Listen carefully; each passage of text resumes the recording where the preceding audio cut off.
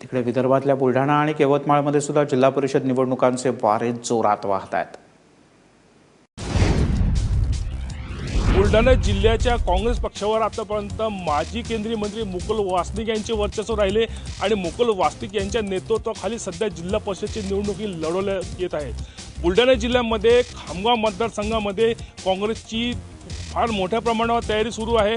जिल्हा परिषद निवडणूक लागण्याच्या 2 महिन्यापूर्वीपासून माजी आमदार राणा दिलीप कुमार सानंदा हे या भागामध्ये सभा मेळावे आंदोलने घेऊन हा पूर्ण भाग पिंजून काढत आहे आणि या भागामध्ये काँग्रेसला वर्चस्व प्रस्थापित करण्यासाठी ते पूर्ण ताकदीने कामाला लागले आहे। त्यांना कडवी झुंज ही भाजपची राहणार आहे, कारण या मतदारसंघामध्ये राज्याचे कृषी मंत्री पांडुरंग फुंडकर आणि त्यांचे चिरंजीव आकाश फुंडकर यांचं वर्चस्व आहे। त्यामुळे काँग्रेसला या मतदारसंघामध्ये पूर्ण ताकद पणाला लावावी लागत आहे। त्यामुळे काँग्रेसला आपली सत्ता जिल्हा परिषदेवर पुन्हा स्थापित करण्यासाठी फार ताकद लावावी लागणार आहे।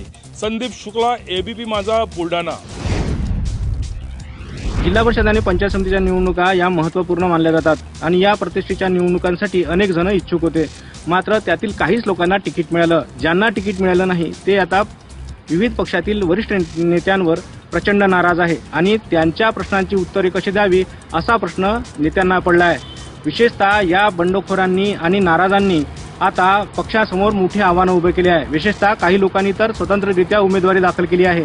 त्यांची उमेदवारी दाखल केल्यामुळे उमेदवारांसमोर आता आव्हानं उभे आहे। विशेषतः हे बंडखोरांचं बंड मंगळवारपर्यंत शांत झालं नाही तर याचे विपरीत परिणाम निवडणूक निकालावर दिसू शकतात। त्यामुळे या बंडखोरांचं बंड आणि नाराजांची मनधरणी करण्याचे प्रयत्न वरिष्ठ नेते करत आहेत। कपिल श्यामकुवर, एबीपी माझा, यवतमाळ।